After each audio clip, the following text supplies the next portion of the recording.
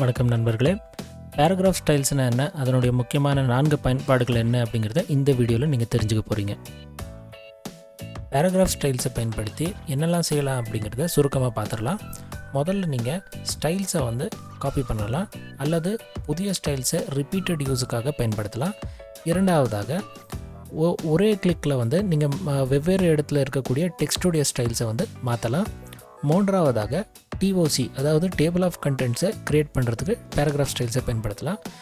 நான்காவதாக நேவிகேஷன் பர்பஸுக்கும் கூட நீங்கள் பேராகிராஃப் ஸ்டைல்ஸை பயன்படுத்தலாம். நம்ம சேனலை சப்ஸ்கிரைப் பண்ணாதவங்க சப்ஸ்கிரைப் பண்ணிக்கோங்க. நம்ம சேனலுக்கு போய் மற்ற வீடியோக்களையும் பாருங்கள். சரி, வாங்க இப்போ டாபிக்குள்ளே போயிடலாம். ஸோ முதல்ல நம்ம ஒரு ஸ்டைலை எப்படி காப்பி பண்ணுறது, ஒரு புதிய ஸ்டைலை க்ரியேட் பண்ணி அதை எப்படி ரிப்பீட்டட் யூஸ் பண்ணுறது அப்படிங்கிறத பார்க்கலாம். ஸோ ஸ்டைலை நீங்கள் காப்பி பண்ணணும் அப்படின்னாக்கா நீங்கள் ஃபார்மேட் பெயிண்டரை பயன்படுத்தலாம். ஆனால் மாறாக நம்ம பேராகிராஃப் ஸ்டைலை இப்போ பயன்படுத்த போகிறோம். ரெண்டுத்துக்கும் என்ன வித்தியாசம் அப்படிங்கிறத நம்ம இப்போ பார்க்கலாம். ஸோ ஃபஸ்ட் இங்கே கவனிச்சிங்கன்னா இங்கே ஒரு பேராகிராஃப் இருக்குது. இந்த ஸ்டைலை நம்ம காப்பி பண்ணணும் அப்படின்னாக்கா நம்ம ஜஸ்ட் இப்படி ஒரு செலக்ட் பண்ணிவிட்டு அதுக்கப்புறம் இந்த ஹோம் டேப்பில் பார்த்திங்கன்னா இந்த இடத்துல ஸ்டைல்ஸ்ன்னு இருக்குது. ஸோ இங்கேயே அப்படியே ரைட் சைடில் போனீங்கன்னா இங்கே ஒரு சின்ன ஏரோ இருக்குது. இதை நீங்கள் கிளிக் பண்ணுங்கள். ஸோ இதை கிளிக் பண்ணிங்கன்னா இந்த இடத்துல பார்த்திங்கன்னா உங்களுக்கு நியூ ஸ்டைல் அப்படின்ற ஒரு ஆப்ஷன் இருக்குது. ஸோ நியூ ஸ்டைல் அப்படின்னு கிளிக் பண்ணிடுங்க. ஸோ இந்த ஸ்டைலுக்கு ஒரு பேரை டைப் பண்ணிக்கோங்க. நான் CKT அப்படின்னு கொடுத்துட்றேன். CKT1 அப்படின்னு கொடுக்குறேன். ஸோ இதுக்கு அடுத்தது ஓகே பண்ணிடுங்க. ஸோ இந்த ஸ்டைல் உங்களுக்கு இந்த இடத்துல ஸ்டோர் ஆகிடும். இங்கேயும் கூட உங்களுக்கு வந்துடும். ஸோ அட்வான்டேஜ் என்ன அப்படின்னு கேட்டிங்கன்னா, நெக்ஸ்ட் டைமில் நம்ம ஜஸ்ட் இது மேலே ஒரு சிங்கிள் கிளிக் பண்ணால் போதும். ஸோ இப்போது சப்போஸ் இந்த ஸ்டைலை நான் வேறு ஒரு இடத்துக்கு அப்ளை பண்ணணும் அப்படின்னாக்கா ஜஸ்ட் இப்படி செலக்ட் பண்ணிவிட்டு நான் இந்த இடத்துலேருந்து இப்படி கிளிக் பண்ணி விட்டுறலாம். ஸோ இந்த இடத்துல இதே போல் நீங்கள் நிறைய ஸ்டைல்ஸ் க்ரியேட் பண்ணலாம். ஸோ ஒன்று நீங்கள் இங்கேருந்து நீங்கள் அப்ளை பண்ணிக்கலாம். அப்படி இல்லைன்னு கேட்டிங்கன்னா நீங்கள் இதையே கிளிக் பண்ணிவிட்டு இந்த இடத்துல லிஸ்ட் இருக்கும். அந்த இடத்துலேருந்தும் நீங்கள் ஒரு கிளிக் பண்ணிங்கன்னா அந்த ஸ்டைல் அப்ளை ஆகிடும். சரி, இப்போ ஃபார்மேட் பெயிண்டருக்கும் பேராகிராஃப் ஸ்டைல்ஸுக்கும் என்ன வித்தியாசம் அப்படிங்கிறத பார்த்துடலாம். ஸோ ஃபார்மேட் பெயிண்டரை பொறுத்த வரைக்கும் அது ஒரு ப்ரெசன்ட் சிச்சுவேஷன் அல்லது ஒரு கண்டெம்பரரி யூஸுக்கு மட்டும் அது போதுமானதாக இருக்கும். ஆனால் ஒரு லாங் ரனில் பார்த்திங்கன்னா உங்களுக்கு பேராகிராஃப் ஸ்டைல்ஸ் தான் பெஸ்ட்டாக இருக்கும். எப்படின்னு கேட்டிங்கன்னா, இப்போ சப்போஸ் இந்த ஒரு டாக்குமெண்ட்டை எடுத்துக்கிட்டிங்கன்னா கூட இங்கே ஒரு 10 பேஜஸ் டாக்குமெண்ட் இது. ஸோ இதில் இந்த ஃபஸ்ட் பேஜில் இந்த ஸ்டைல் இருக்குது. ஸோ நம்ம இந்த ஃபஸ்ட் பேஜில் இருக்கக்கூடிய ஸ்டைலை அப்படியே நம்ம ஒரு 10th பேஜில் இருக்கக்கூடிய ஏதாவது ஒரு பேராகிராஃப்க்கு அப்ளை பண்ணணும்னா எவ்ரி டைம் இந்த மாதிரி நீங்கள் ட்ராக் பண்ணணும். மறுபடியும் இங்கே இந்த செலக்ட் பண்ணணும். மறுபடியும் இந்த ஃபார்மேட் பெயிண்டர் எடுக்கணும். நீங்கள் அதை பண்ணணும். அது மட்டும் இல்லாமல் இந்த ஸ்டைல் எந்த பேஜில் இருக்குது அதையும் நீங்கள் ஞாபகம் வச்சுக்கணும். ஸோ இந்த ஸ்டைல் சோர்ஸ் ஸ்டைல் நமக்கு பேஜ் நம்பர் 1 இருக்குது. ஸோ இப்படியெல்லாம் ஞாபகம் வச்சுக்கிட்டு நீங்கள் பண்ணுறது ரொம்ப கஷ்டமாக இருக்கும். ஸோ இதுவே நீங்கள் பேராகிராஃப் ஸ்டைலில் ஸ்டோர் பண்ணி வச்சுக்கிட்டிங்கன்னா ரிப்பீட்டட் யூஸுக்கு உங்களுக்கு இதுதான் ஹேண்டியாக இருக்கும். ஸோ நீங்கள் ஜஸ்ட் சிம்பிளாக இங்கே கிளிக் பண்ணி விட்டுறலாம். அது மட்டும் இல்லாமல் மல்டிபிள் டாக்குமெண்ட்ஸில் நீங்கள் ஒர்க் பண்ணுறப்போ கூட இது ரொம்ப ஹேண்டியாக இருக்கும். ஸோ லாங் ரனில் உங்களுக்கு ஃபார்மேட் பெயிண்டரை விட நீங்கள் பேராகிராஃப் ஸ்டைல்ஸை யூஸ் பண்ணுறது தான் சரியாக இருக்கும். சரி, அப்போ ஃபார்மேட் பெயிண்டருக்கு எந்த சிறப்பும் கிடையாது அப்படின்னு கேட்டிங்கன்னா இருக்குது. ஃபார்மேட் பெயிண்டருக்கு அதனுடைய சிறப்பு இருக்குது. ஸோ ஃபார்மேட் பெயிண்டர் பேராகிராஃப் ஸ்டைல்ஸுக்கு மட்டுமே லிமிட்டட் கிடையாது. ஸோ ஃபார்மேட் பெயிண்டர் நீங்கள் ஷேப்ஸோட இமேஜஸோடவும் கூட யூஸ் பண்ணலாம். ஸோ இதை பற்றி டீட்டெயில்டான ஒரு பதிவு நம்ம ஏற்கனவே போட்டிருக்கோம். அதை நீங்கள் டிஸ்கிரிப்ஷன்லேருந்து பார்த்து தெரிஞ்சுக்கலாம்.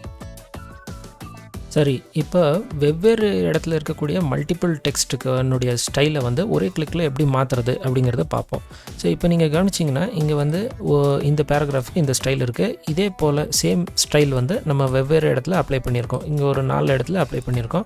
ஸோ இப்போ என்னென்னு கேட்டிங்கன்னா, இப்போது இதனுடைய பார்டர் அல்லது கலர் ஏதோ ஒன்று நம்ம சேஞ்ச் பண்ணணும் அப்படின்னு வச்சுக்கோங்க. ஸோ 4 இடத்துலையும் அது எப்படி மாறும், ஒரே கிளிக்கில் எப்படி மாறும் அப்படிங்கிறத நம்ம பார்ப்போம்.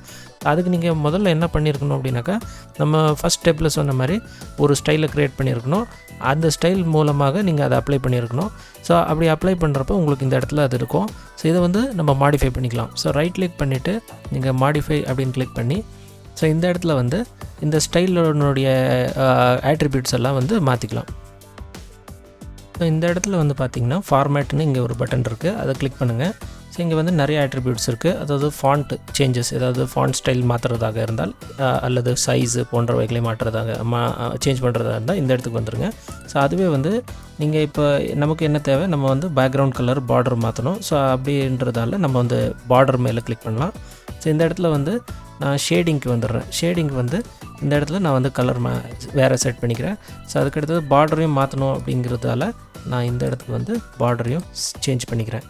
ஜஸ்ட் ஓகேன்னு கிளிக் பண்ணி மறுபடியும் நான் ஓகேன்னு கிளிக் பண்ணேன்னாக்கா ஒரு சிங்கிள் கிளிக்கில் நம்ம எங்கெல்லாம் அந்த ஸ்டைலை பயன்படுத்தி இருந்தோமோ எல்லா இடத்துலையும் வந்து ஒரே கிளிக்கில் அந்த ஸ்டைல் வந்து மாறிடும், அப்டேட் ஆகிடும். சரி, இப்போ டேபிள் ஆஃப் கண்டென்ட்ஸை எப்படி க்ரியேட் பண்ணுறது அப்படின்றத பார்க்கலாம்.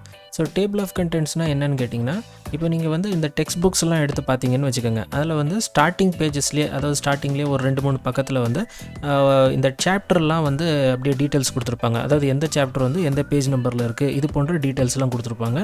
ஸோ அதுதான் வந்து டேபிள் ஆஃப் கண்டென்ட்ஸ். ஸோ அந்த டேபிள் ஆஃப் கண்டென்ட்ஸு ஒருவேளை நம்மளும் க்ரியேட் பண்ணுறதாக இருந்தால் அப்போ வந்து இந்த ஆப்ஷன் உங்களுக்கு பயனுள்ளதாக இருக்கும். ஸோ இப்போ வந்து கவனிச்சிங்கன்னா இங்கே நீங்கள் பார்த்தீங்கன்னா ஹெட்டிங் 1, ஹெட்டிங் 2 இது போல் ஆப்ஷன்ஸ் இருக்குது. இதெல்லாம் என்ன, இது எங்கே பயன்படும் அப்படின்றது நிறைய பேருக்கு தெரியாது. ஸோ இப்போ வந்து பார்த்திங்கன்னா நான் வந்து இந்த சாப்டர் 1 அப்படின்னு இங்கே டைப் பண்ணியிருக்கேன். ஸோ இந்த சாப்டர் 1க்கு வந்து நான் இந்த ஹெட்டிங் 1 அப்படின்னு ஒரு ஸ்டைல் இருக்குது, இதை வந்து நான் அப்ளை பண்ணிடுறேன். ஸோ அப்படியே வந்து கீழே வந்து பார்த்திங்கன்னா இந்த சாப்டர் 2, அதாவது சாப்டர் 1 பார்ட் 2 இருக்குது, இதுக்கு வந்து ஹெட்டிங் 2 அப்படின்னு பண்ணிடுறேன். ஸோ அப்படியே நீங்கள் கீழே போனீங்கன்னா நான் வெவ்வேறு சாப்டர்ஸ் இருக்குது, இது எல்லாத்துக்குமே வந்து ஹெட்டிங் ஸ்டைலை அப்ளை பண்ணுறேன். ஸோ ஹெட்டிங் 1ஏ அப்ளை பண்ணுறேன். மறுபடியும் வந்து ஹெட்டிங் 1, சப் ஹெட்டிங்காக இருந்தால் ஹெட்டிங் 2 அப்ளை பண்ணிக்கலாம்.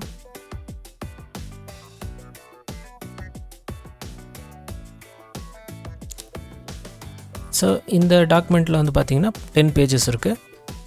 ஸோ இப்போ நம்ம வந்து இந்த டிஓசியை க்ரியேட் பண்ணுவோம். ஸோ ஃபஸ்ட் பேஜுக்கு வந்துடுறேன். ஸோ ஃபஸ்ட் பேஜுக்கு வந்துட்டு இங்கே கர்சரை கிளிக் பண்ணிக்கிறேன். ஸோ இந்த ஃபாண்ட் சைஸை வந்து நான் நார்மல் ஆக்கிடுறேன். நார்மல் ஆக்கிறதுக்கு கிளியர் ஆல் ஃபார்மேட்டிங் இந்த பட்டனை கிளிக் பண்ணிங்கன்னா எல்லாம் கிளியர் ஆகிடும். ஸோ இதுக்கு அடுத்தது வந்து சிம்பிளாக நீங்கள் என்ன பண்ணலாம் அப்படின்னாக்கா இந்த ரெஃபரன்சஸ்க்கு வந்துடுங்க. ரெஃபரன்சஸ் வந்து இந்த டேபிள் ஆஃப் கண்டென்ட்ஸ் அப்படின்னு ஒரு ஆப்ஷன் இருக்குது, இதை கிளிக் பண்ணிக்கோங்க. இங்கே வெவ்வேறு ஸ்டைல்ஸ் இருக்குது. சிம்பிள் ஸ்டைல் வேணும் அப்படின்னா இதை நீங்கள் கிளிக் பண்ணிக்கலாம். ஸோ ஜஸ்ட் இந்த கண்டென்ட்ஸ் அப்படின்னு கிளிக் பண்ணிங்கன்னா போதும். ஸோ எந்த பேஜில் வந்து எந்த சாப்டர் இருக்குது அப்படின்ற ஒரு லிஸ்ட்டை வந்து இது ஜென்ரேட் பண்ணிவிடும். ஸோ இது எப்படி இது ஆனது அப்படின்னு கேட்டிங்கன்னா, வேர்டு வந்து மைக்ரோசாஃப்ட் வேர்டில் அந்த ஒரு ஐடென்டிஃபை பண்ணக்கூடிய ஒரு ஆப்ஷன் இருக்குது. அதாவது எந்த பேஜில் வந்து ஹெட்டிங் ஸ்டைல்ஸை பயன்படுத்தியிருக்காங்க அப்படிங்கிறத அதுவே பார்த்து அதுவே ஆராய்ந்து அது ஒரு லிஸ்ட்டை க்ரியேட் பண்ணி கொடுத்துரும். ஸோ ஹெட்டிங் ஸ்டைல்ஸை பயன்படுத்திங்கன்னா உங்களுக்கு வந்து இந்த டேபிள் ஆஃப் கண்டென்ட்ஸ் வந்து க்ரியேட் பண்ணலாம். சரி, இப்போ 4ஆவதாக இருக்கும் நேவிகேஷன் அப்படின்ற ஆப்ஷன் என்ன அப்படிங்கிறத பார்ப்போம். ஸோ இப்போ நேவிகேஷன் அப்படின்னு சொன்னிங்கன்னா அது என்னன்னு கேட்டிங்கன்னா வழி நடத்துதல் அப்படின்னு சிம்பிளாக சொல்லலாம். ஸோ இப்போ இந்த நேவிகேஷன் ஆப்ஷனுக்கு நீங்கள் போகணும் அப்படின்னா வியூ இங்கே வந்துடுங்க. இங்கே வந்து நீங்கள் சிம்பிளாக வந்து இந்த நேவிகேஷன் பென் இந்த டிக் மார்க் கொடுத்துருங்க. ஸோ டிக் மார்க் கொடுத்த உடனே எதெல்லாம் நீங்கள் வந்து ஹெட்டிங் ஸ்டைலாக நீங்கள் ஃபார்மேட் பண்ணியிருக்கீங்களோ அதெல்லாம் வந்து இங்கே தெரிய ஆரம்பிக்கும். ஸோ இதில் அட்வான்டேஜ் என்னன்னு கேட்டிங்கன்னா, நீங்கள் இப்போ சாப்டர் 1 இங்கே இருக்கா. ஸோ நம்ம வந்து சாப்டர் 1ல் இருக்கோம், சாப்டர் 1 பேஜ் 1ல் இருக்குது. ஸோ இப்போ நான் வந்து சாப்டர் 2 கிளிக் பண்ணுறேன்னு வச்சுக்கோங்க, நம்ம கர்சர் வந்து அந்த சாப்டர் 2 இருக்கக்கூடிய அந்த பேஜுக்கு தானாகவே போயிடும். ஸோ இதுதான் நேவிகேஷன். ஸோ ஈஸியாக ஒரு பேஜ்லேருந்து இன்னொரு பேஜுக்கு வந்து போகக்கூடிய ஒரு ஆப்ஷன் ஃபெசிலிட்டி தான் வந்து இந்த நேவிகேஷன். ஸோ எதெல்லாம் வந்து நீங்கள் ஹெட்டிங் ஸ்டைலில் ஃபார்மேட் பண்ணியிருக்கீங்களோ அதனுடைய லிஸ்ட்டை வந்து அது இங்கே ஜென்ரேட் பண்ணிவிடும். ஸோ அது மூலமாக நீங்கள் டக்குன்னு ஒரு இடத்துலேருந்து இன்னொரு இடத்துக்கு இப்படி ஜம்ப் பண்ணலாம். யூஸ்வலாக இதெல்லாம் வந்து பிடிஎஃப் டாக்குமெண்ட்ஸில் நீங்கள் பார்த்துருப்பீங்க, அந்த சாப்டர் லிஸ்ட் வந்துருக்கும். அந்த லிஸ்ட் மேலே நீங்கள் கிளிக் பண்ணதுமே அந்த குறிப்பிட்ட சாப்டருக்கு வந்து அந்த கர்சர் வந்து ஜம்ப் ஆகும். ஸோ இது வந்து நமக்கு பெரிய பெரிய டாக்குமெண்ட்ஸில் ரொம்ப பயனுள்ளதாக இருக்கும். சரி நண்பர்களே, இந்த வீடியோவை பற்றின உங்களுடைய கருத்தை வந்து கமெண்ட்ஸில் சொல்லுங்கள். ஸோ இந்த வீடியோ பிடிச்சிருந்தா டக்குன்னு ஒரு லைக்கை கொடுத்துருங்க. நான் மீண்டும் உங்களை அடுத்த பதிவில் இதே போல் ஒரு நல்ல டாப்பிக்குடன் சந்திக்கிறேன். அது வரைக்கும் நன்றி, வணக்கம்.